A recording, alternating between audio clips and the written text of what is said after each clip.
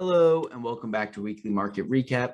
Filming this a little bit early because I'll be at a conference Thursday through Saturday this week. So bear with me. We're doing our update via Wednesday. So halfway through the week, we have seen the market sell off a little bit, down 0.63%. We're still up 16.17% year to date. The biggest news this week, and why I feel comfortable filming this a bit earlier, is consumer price index data came out. So let's jump into the market and see how we reacted.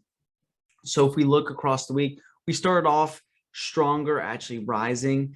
Then some inflation fears started to pick up halfway through Monday, and we saw a sell-off. Not a lot of volatility or movement on Tuesday, stayed relatively steady. And then CPI data actually came out the morning of the 13th. So we see a drop off followed by a surprising rise in the market, and then followed by another sell-off. Now, we did rise into the close, and ultimately, not that bad of a market reaction to an inflation reading that wasn't great. So when we jump into the CPI reading, what we see is we increased 0.4%, which is higher than the 0.3% that we were expecting.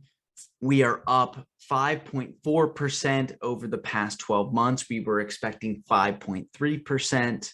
Energy and food were the majority of the factors in this higher reading.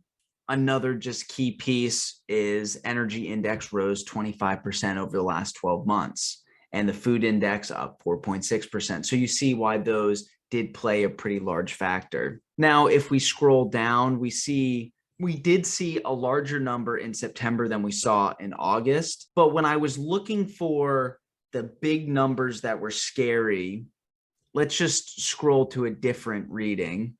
So if we look right here for the 1 month data, and what we're doing is looking for the large differences. So we see, okay, fresh biscuits and muffins up 3.7, beef and veal, uncooked beef, 6%, some large numbers here, 3.8, apples up, other food up high. Interesting that food at elementary schools down significantly.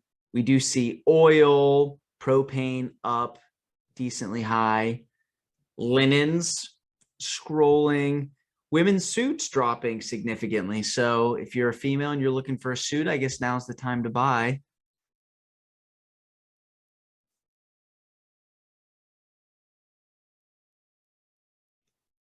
Still looking for other big numbers, but really what this CPI reading is showing us, car and truck rentals actually fell.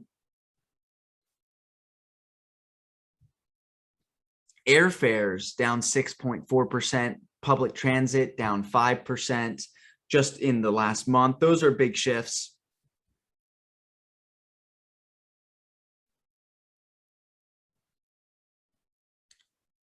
Now, one thing that was worrisome, or that people were afraid of, are these services. So we start seeing down at the bottom more services, and we're not seeing massive inflation spikes here, and that's important.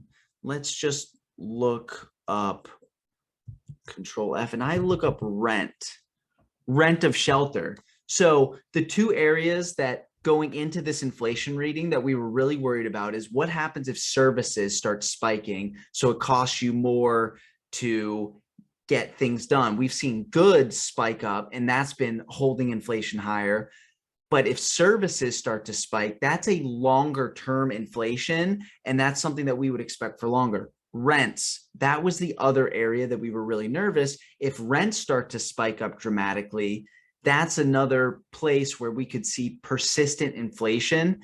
Now, don't get me wrong, 0.4%, that is a higher number. I mean, if you annualize that, that's close to 5%. So that is a big number, but it's not a month over month 6% increase or something crazy like that that would really drag up the entire CPI reading. So I think that's why, even though we did get a worse reading than we were expecting, inflation is still here for longer than we were expecting. We're still seeing inflation in the goods side, the food, other purchased items, as opposed to the services and rent side. Now, as we remember from last week, we did start to see some wage inflation go up. And that's part of the fear. Are we seeing wage inflation, which will lead to service inflation, which will lead to rent inflation, and those be more persistent? Again, this reading as of September, relatively strong on that front. But as we close off the year, those are the areas that we could still be nervous about because we haven't started to see that inflection down. And that's something that we'll be waiting for. Either way, quicker video this week. Really appreciate it. As always, we're here to support you. Your mind's here to support you. And I'll see you again next week.